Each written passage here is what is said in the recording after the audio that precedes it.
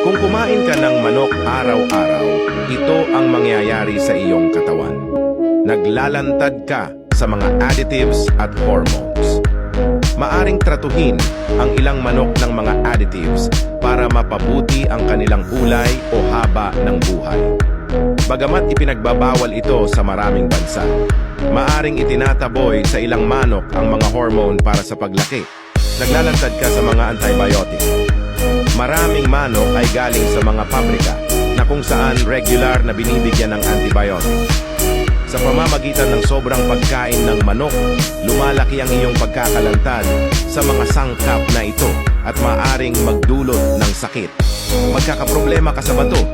Kung sobra-sobrang kumain ng manok, maaring sobrang aborsyon ng protina ang mangyari sa iyong katawan.